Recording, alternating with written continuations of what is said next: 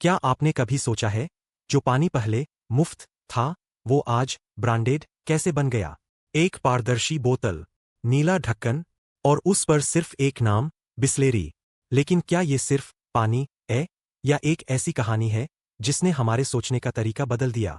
1969 में, जब भारत में बोतलबंद पानी का कॉन्सेप्ट ही नहीं था, तब एक इटालियन कंपनी ने हमारे देश में पानी बेचना शुरू किया। वो भी उस दौर में जब नल का पानी, कुएं का पानी, सब कुछ सामान्य था। तो आखिर बिसलेरी ने ऐसा क्या किया कि आज पानी भी एक प्रोडक्ट बन गया? बिसलेरी की शुरुआत भारत में नहीं हुई थी, बल्कि इटली में। 1953 में एक इटालियन डॉक्टर फेलिस बिसलेरी ने इस ब्रांड की नींव रखी। उनका विजन था मिनरल वाटर फॉर हेल्थ। लेकिन भारत में ये कहानी तब शुरू हुई जब पार्ले ग्रुप के रमेश चौहान ने 1969 में बिसलेरी इंडिया को खरीदा। उन्होंने सिर्फ एक प्रोडक्ट नहीं खरीदा, उन्होंने खरीदा पानी बेचने का कॉन्सेप्ट। सोचिए, एक ऐसे देश में जहां पानी एक अधिकार था, उसे प्रोडक्ट बना देना कितना बड़ा कदम था।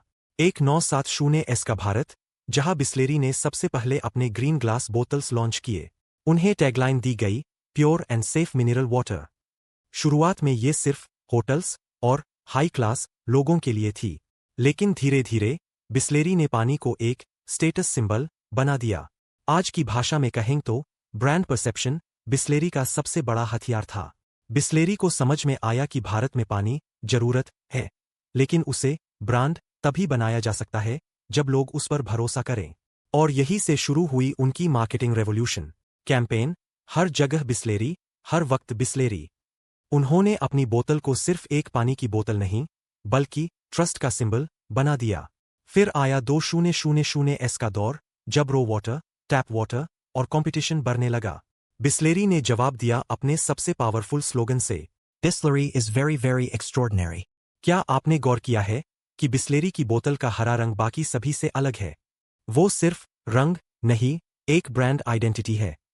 बिसलेरी ने अपने पैकेजिंग को इतना यादगार बनाया कि लोग सिर्फ बोतल देखकर ही नाम पहचान जाएं।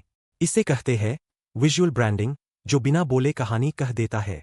और यही कारण है कि आज भी जब कोई भी बोतलबंद पानी देखता है, तो सबसे पहले दिमाग में बिसलेरी का नाम आता है।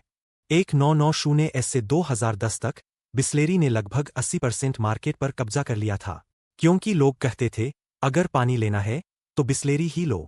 ये था वो दौर जब ब्रांड नेम प्रोडक्ट नेम। ठीक वैसे जैसे कोलगेट टूथपेस्ट के लिए, बिसलेरी पानी के लिए बन गया। पर क्या ये मोनोपोली हमेशा चलेगी, या फिर बिसलेरी को अब नए जमाने के साथ बदलना पड़ेगा?